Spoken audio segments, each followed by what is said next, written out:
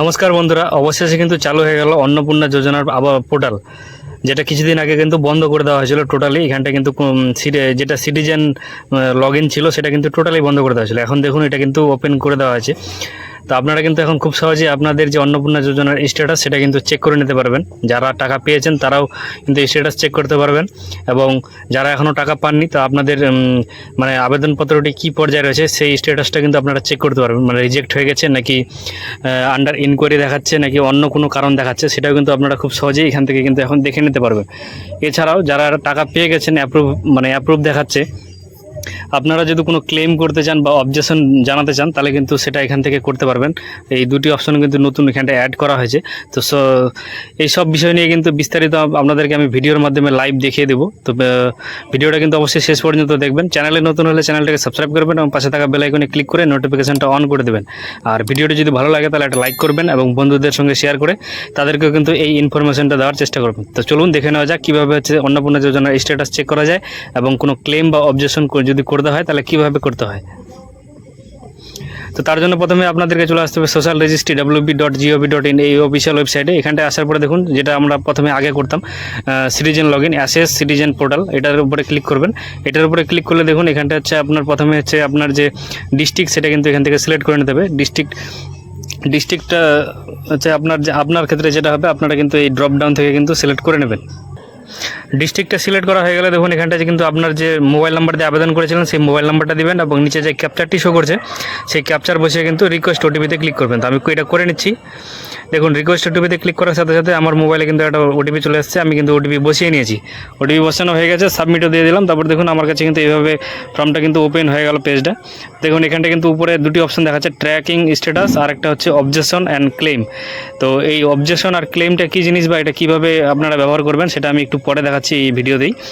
তো তার আগে দেখে নিই যে এই আবেদনকারী যে রয়েছে সেই আবেদনকারী মানে টাকা পেয়েছে কিনা তার স্ট্যাটাসটা কী দেখাচ্ছে সেটা কিন্তু আপনাদেরকে আমি দেখিয়ে দিচ্ছি। তো আমরা যদি এখান থেকে একটু নিচের দিকে যাই তাহলে আপনারা কিন্তু দেখতে পাবেন। দেখুন নিচের দিকে আসা মাত্র কিন্তু এখানটা দেখুন আবেদনকারীর কিন্তু যে অ্যাপ্লিকেশন নাম্বারটা রয়েছে সেই নাম্বারটা কিন্তু এখানটা শো করছে। তারপর হেড অফ দ্য ফ্যামিলির নাম আপনি যাকে দিয়েছিলেন, যার নাম দিয়েছিলেন তার নামটা শো করছে, কত তারিখে আপনি আবেদন করেছেন এবং আপনার পরিবারের কোন মেম্বারটা হচ্ছে অন্নপূর্ণা যোজনার জন্য মানে আপনি টিক মার্ক করেছিলেন সেই নামটা কিন্তু এখানটা শো করছে।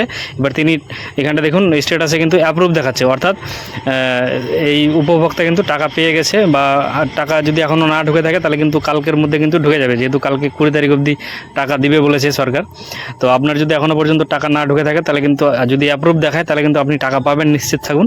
যদি এখানটা অ্যাপ্রুভের জায়গায় অন্য কিছু দেখায় আমি আপনাদেরকে দেখাচ্ছি আরেকজনের চেক করতে গিয়ে আমি কিন্তু এই জিনিসটা লক্ষ্য করলাম। দেখুন এখানটা হেড অফ দ্য ফ্যামিলির নাম শো করছে, আবেদনকারীর নাম কিন্তু এখানটা শো করছে না, যিনি অন্নপূর্ণা যোজনার উপভোক্তা। দেখুন এখানটা কী দেখাচ্ছে, ফর ফিউচার ভেরিফিকেশন, অর্থাৎ এই আবেদনপত্রটি কিন্তু এখনও পুরো সম্পূর্ণভাবে ভেরিফিকেশন কমপ্লিট হয়নি, তাই কিন্তু এই মাসের যে টাকা মানে অন্নপূর্ণা যোজনার সেই টাকাটা কিন্তু এখনও তার ব্যাঙ্ক অ্যাকাউন্টে ক্রেডিট হয়নি। আমি কিন্তু একটু আগেই এই উপভোক্তার কিন্তু ব্যাঙ্ক অ্যাকাউন্টটা চেক করলাম, তার কিন্তু টাকা ঢুকেনি।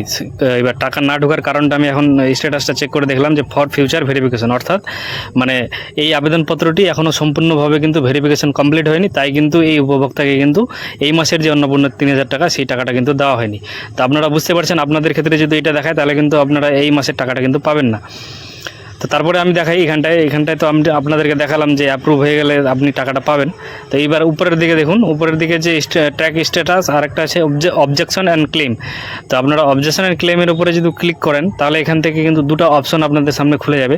তো কি সেই দুটো অপশন চলুন সেটা এবার দেখে নিই। তো দেখুন এখানটায় ক্লিক করার সাথে সাথে কিন্তু এখানটা কিন্তু নিচের দিকে একটা ফর্মের মতো ওপেন হয়ে গেল। এখানটা আছে ক্লেম বাই অ্যাপ্লিক্যান্ট, একটা অপশন রয়েছে, একটা হচ্ছে অবজেকশন এগেনস্ট সামওয়ান, মানে আপনি যদি অন্য কোনো উপভোক্তার মানে নামে হচ্ছে অবজেকশন করতে চান তাহলে কিন্তু আপনারা এখান থেকে করতে পারবেন। তো দেখুন এখানটা কি বলা হচ্ছে, নেম অফ দ্য অবজেক্টর, অর্থাৎ আপনি যে অন্য কোনো মানে উপভোক্তার নামে হচ্ছে অবজেকশনটা করতে চাইছেন, তো অতএব আপনার নামটা কিন্তু এইখানটায় লিখতে হবে, এন্ট্রি করতে হবে।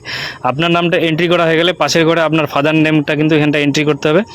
আর ডিস্ট্রিক্টটা বাই ডিফল্ট এখানটা সিলেক্ট করাই থাকবে, যেহেতু আমরা লগ ইন করার সময় ডিস্ট্রিক্ট সিলেক্ট করে নিয়েছি। এরিয়া টাইপটা হচ্ছে রুরাল না উরবান সেটা কিন্তু এখান থেকে সিলেক্ট করাই থাকবে। তারপর হচ্ছে আপনার ব্লকটা এখান থেকে সিলেক্ট করে নিতে হবে। ব্লক সিলেক্ট করা হয়ে গেলে আপনার যেটা জিপি অর্থাৎ গ্রাম পঞ্চায়েত রয়েছে সেই গ্রাম পঞ্চায়েতটা কিন্তু আপনাকে এখান থেকে সিলেক্ট করে নিতে হবে। তো এগুলো সিলেক্ট করা হয়ে গেলে একটু নিচের দিকে আসবেন।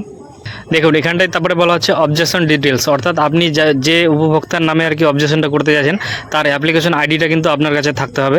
তার অ্যাপ্লিকেশন আইডি নাম্বারটা এই অ্যাপ্লিকেশনের ঘরে ইনপুট করে দিয়ে সার্চ অপশনে ক্লিক করবেন। সার্চ অপশনে ক্লিক করলে কিন্তু সেই উপভোক্তার কিন্তু টোটাল এখানটায় মানে ডিটেলসটা কিন্তু শো করবে। সেই ডিটেলসটা কিন্তু এখানটায় আপনারা দেখতে পারবেন।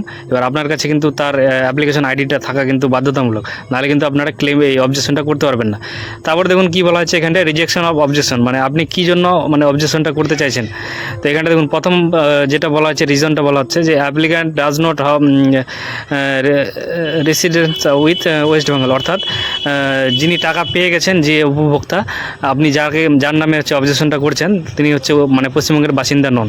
এটা দ্বিতীয় নম্বরটা বলা হচ্ছে 25 থেকে 60 বছরের মধ্যে নন, মানে যে যিনি টাকা পেয়েছেন এবার তিনি কিন্তু হচ্ছে হয় 60 বছরের ঊর্ধ্বে বা 25 বছরের নিচে, তারপরে কিন্তু টাকাটা পেয়ে গেছে, সেই জন্য আপনি এই অবজেকশনটা জানাচ্ছেন।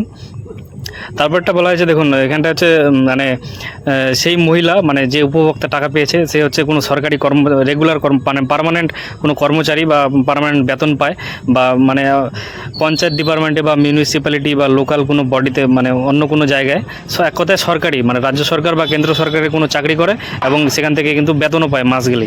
তাহলে তারপরে কিন্তু তিনি টাকাটা পেয়ে গেছেন অন্নপূর্ণা যোজনার যে টাকা, সেই জন্য কিন্তু আপনি এই অবজেকশনটা করছেন। এটা হচ্ছে 3 নম্বর কারণ। 4 নম্বর কারণটা কি বলা আছে, অ্যাপ্লিকেশন পে ইনকাম ট্যাক্স, অর্থাৎ যিনি টাকা পেয়েছেন, যিনি আবেদন করার পর টাকা পেয়ে গেছেন অন্নপূর্ণা যোজনার, যার নামে আপনি অবজেকশনটা করছেন, তিনি হচ্ছে মানে আয়কর প্রদান করেন বা ইনকাম ট্যাক্স কিন্তু দেয়, সেই জন্য কিন্তু আপনি এই ক্লেমটা করছেন বা অবজেকশনটা কিন্তু জানাচ্ছেন যে তিনি হচ্ছে ইনকাম ট্যাক্সটা দেন। তো এই 4টা কারণের মধ্যে যেটা হবে আপনার ক্ষেত্রে সেটা আপনি এখান থেকে সিলেক্ট করে নেবেন। সিলেক্ট করা হয়ে গেলে একটু নিচের দিকে আসবেন, দেখুন এখানটা কিন্তু রিমার্কস বলে কিন্তু একটা অপশন রয়েছে। এখানটা কিন্তু এখানটা কিন্তু স্টার মার্ক করা নেই, আপনারা চাইলে এখানটা কোনো কিছু লিখে নিয়ে ইনপুট করতে পারেন। 1000 ওয়ার্ডের মধ্যে কিন্তু আপনাদেরকে এখানটা লিখতে হবে।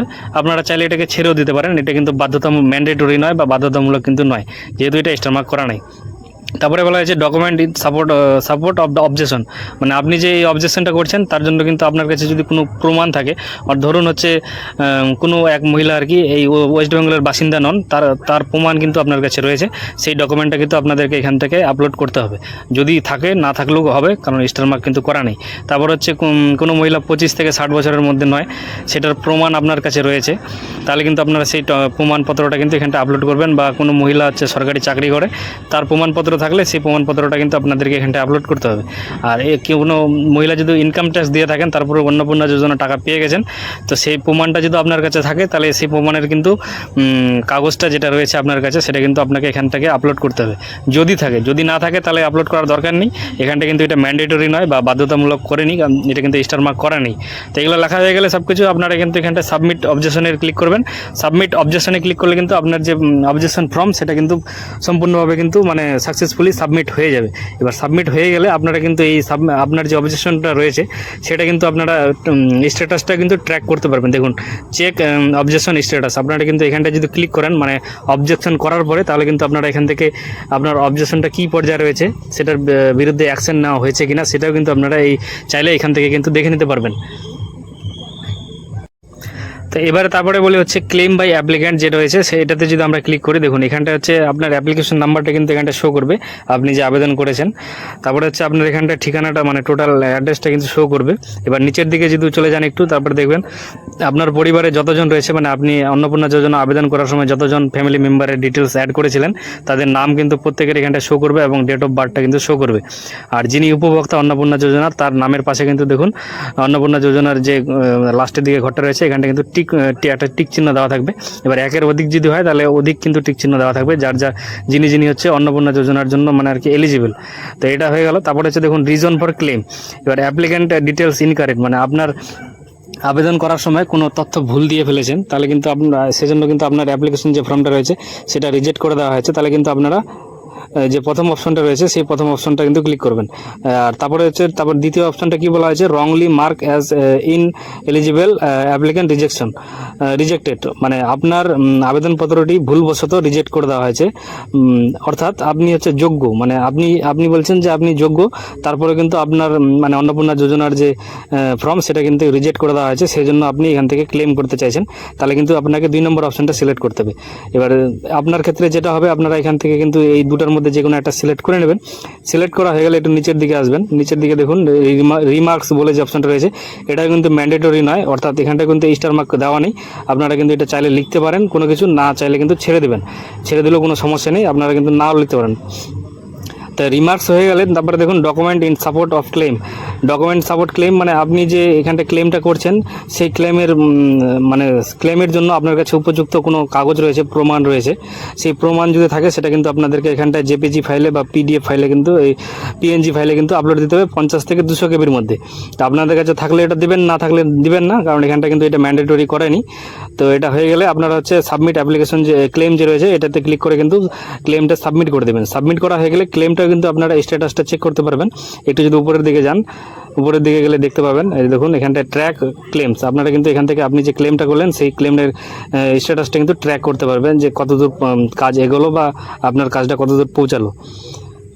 তো বুঝতেই পারছেন কীভাবে আপনারা ক্লেম করবেন বা অবজেকশন এগেনস্ট সামওয়ান, মানে কারো বিরুদ্ধে আপনি অবজেকশন করবেন, আর আপনার স্ট্যাটাসটা আপনারা কীভাবে চেক করবেন। তো আশা করি আপনারা বুঝতে পেরেছেন কীভাবে ক্লেম করবেন, অবজেকশন করবেন বা আপনার স্ট্যাটাসটা চেক করবেন। যদি কোনো সমস্যা হয় তাহলে আমাকে কমেন্ট বক্সে, এই ভিডিওর কমেন্ট বক্সে কমেন্ট করে জানাতে পারেন। কোনো বিষয়ে যদি আপনার জানার থাকে বা এই ভিডিওতে যদি আমি কোনো তথ্য মানে এখন না দিয়ে থাকি বা ছাড়া পড়ে গেছে এরকম যদি আপনাদের মনে হয়, তো আজকের ভিডিওটা ভালো লাগলে একটা লাইক করবেন এবং বন্ধুদের সঙ্গে শেয়ার করে তাদেরকে কিন্তু ইনফরমেশন দেওয়ার চেষ্টা করবেন। আর চ্যানেলে নতুন হলে চ্যানেলটাকে কিন্তু অবশ্যই সাবস্ক্রাইব করবেন এবং পাশে বেল আইকনে ক্লিক করে নোটিফিকেশনটা অন করে দেবেন। তো আজকের ভিডিওটা এখানটায় শেষ করছি, দেখা হবে পরবর্তী অন্য কোনো ভিডিওতে। ততক্ষণে সবাই ভালো থাকবেন, সুস্থ থাকবেন, ধন্যবাদ।